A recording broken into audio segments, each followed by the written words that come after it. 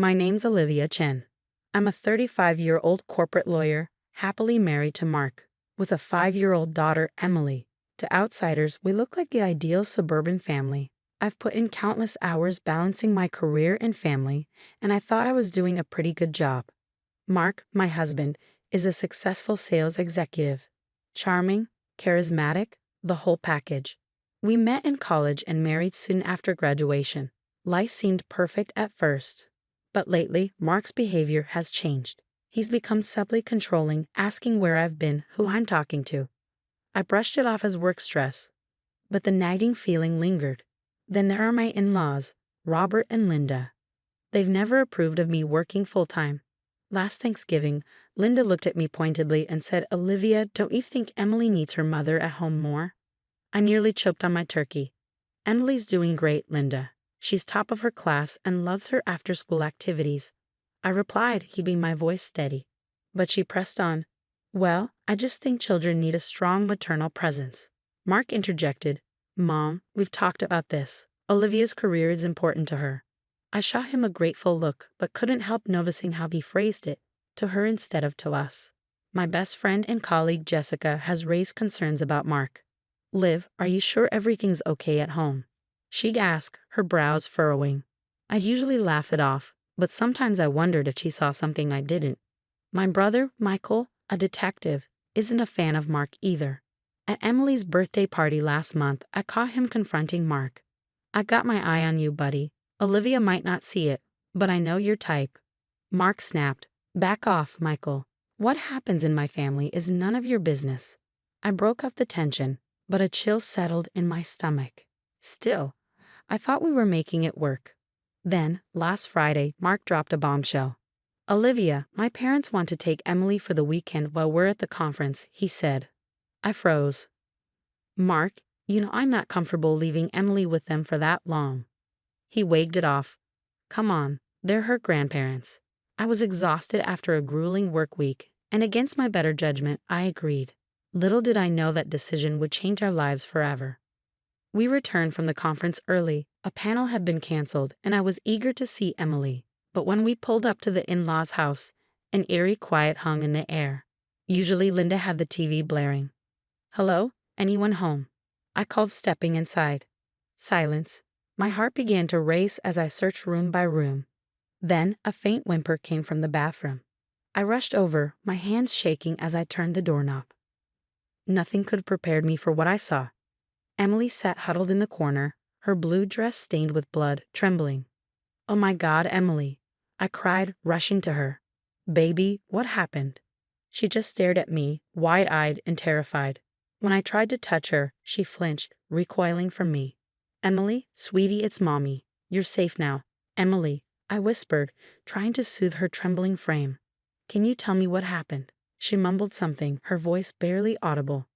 What was that, honey? Grandpa's game, she whispered, then burst into tears. Just then, I heard footsteps. It was Mark, his reaction throwing me off.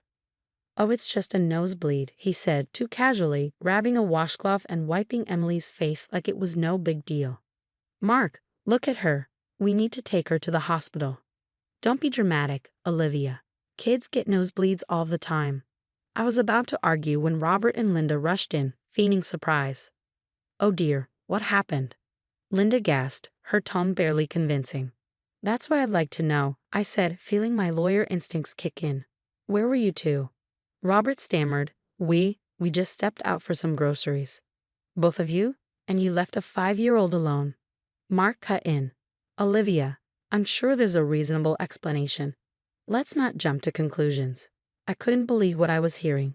I looked down at Emily and noticed faint bruises on her arms that hadn't been there before. We're taking her to the hospital now, I said firmly. Mark grabbed my arm. No, we're not. You're overreacting, as usual. We're going home. Overreacting? Our daughter was covered in blood. It's handled, Olivia. Drop it. The drive home was tense. Emily sat silently in the back seat while Mark kept insisting I calm down. But I couldn't shake the feeling that something was terribly wrong. When we got home, I tucked Emily into bed. She clung to me like her life depended on it. Mommy's here, baby. You're safe now, I whispered, fighting back tears. Once she was asleep, I slipped out of her room and texted Jessica and Michael. Whatever was going on, I needed help. I was going to get to the bottom of it.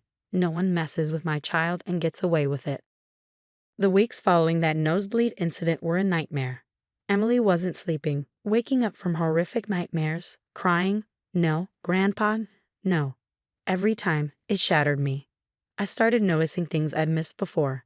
How she flinched when Mark raised his voice. How she'd go silent at any mention of her grandparents. During lunch one day, I confided in Jessica. "Jess, I think something happened to Emily at my in-laws. Mark's acting strange, and Emily's terrified." Jessica grimaced. "Liv, I've always had a bad feeling about Mark. Remember when he accidentally broke your phone because you were out late?" I nodded, my stomach churning. "What do I do?" "Gather evidence. I have a friend who can set you up with some hidden cameras." That night, after Mark fell asleep, I installed tiny cameras around the house and slipped a GPS tracker into his car. It felt wrong, but I had to protect Emily. Days later, while reviewing our finances, I discovered an unfamiliar bank account. "Mark, what's this account?" I asked, trying to keep my voice steady. He snatched the laptop. "It's nothing, just a work account." "Work stuff that needs $50,000 in cash withdrawals?" His eyes flashed with anger. "Stay out of it, Olivia." "I mean it." That's when I knew I had to dig deeper. I called Michael, filled him in, and he promised to look into Mark's background. A week later, Michael arrived at my office with a grim look.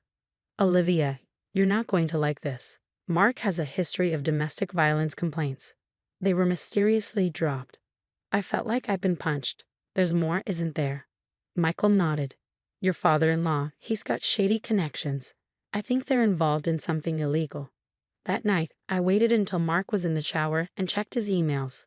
What I found made my blood run cold. He and his parents had been discussing handling me if I got too nosy. Worse, there were unsettling mentions of Emily. The next morning, I called Linda, feigning innocence. "Linda, Emily's been having nightmares about some game with Grandpa. Any idea what that's about?" There was a long pause before she answered, "Oh, you know how kids are. Their imaginations can run wild." "Really? Because this seems like more than just imagination." "Olivia," she replied, her voice cold, "don't make a fuss over nothing. It's not good for the family." I hung up, my hands shaking. They were all in on whatever was happening. It was hurting my baby girl. Over the next few days, I devised a plan. I needed to get Emily out, gather enough evidence, and bring these monsters down. But I had to be smart. One wrong move, and I could lose everything. That night, as I tucked Emily in, I whispered, "Don't worry, baby. Mommy's going to fix this. I promise." I kissed her forehead, bracing myself for what was to come. The next morning, I woke up early, my heart pounding. I had to play it cool. One slip, and everything could crumble. Morning on, I greeted Mark with a forced smile. I was thinking, maybe Emily could have a sleepover at Jessica's tonight. Give us some alone time. Mark looked surprised but nodded. "Sure, why not?" I dropped Emily off at Jessica's, hugging her tightly. "Be good, sweetie. Mommy loves you." Back at home, I took a deep breath and confronted Mark. "We need to talk." "What about?" His tone immediately turned defensive. I laid out the evidence, his secret bank account, the emails, and Emily's bruises. His face shifted from shock to fury. "You've been spying on me," he snarled. "I've been protecting our daughter." I shot back. "What the hell have you and your parents been doing to her?" He lunged at me, grabbing my arm. "You know, see, you have no idea what you're messing with." I struggled, managing to press the panic button on my phone. "I know enough, Mark. It's over." His eyes widened as he realized what I'd done. Just then, the door burst open. Michael stormed in with a team of officers. NYPD. Hands where we can see them. Mark tried to run, but the officers quickly tackled him to the floor. As they cuffed him, he spat, "You'll regret this, Olivia. My family will destroy you." I watched coldly as they led him away. "No, Mark," I said, steady as steel. "You're the one who's going to regret ever laying a hand on our daughter." A year later, life looks very different. We moved to a new city for a fresh start. Emily's in therapy and thriving. Her nightmares have lessened, and she's smiling again. I made partner at a new law firm specializing in family law and domestic abuse cases. Now, I use my experience to help others escape situations like mine. Today, as I was preparing for a big case, my phone rang. Mark's new lawyer, probably fishing for an appeal. I deleted the voicemail without listening. That chapter of our lives is closed. Later, as Emily and I planned our weekend movie night with ice cream sundaes, I realized something. We're not just surviving, we're thriving. And those monsters, they're nothing but a fading nightmare. If you discovered a dark secret about your spouse or in-laws that put your child at risk, would you confront them directly or gather evidence first? What would you do differently from Olivia? Share your thoughts in the comments below. Your perspective might help someone in a similar situation. If this story resonated with you, please consider hitting that like button and subscribing to the channel.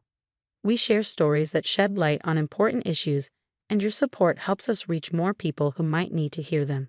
Remember, in situations of abuse or danger, prioritize safety and seek professional help. No one should face these challenges alone.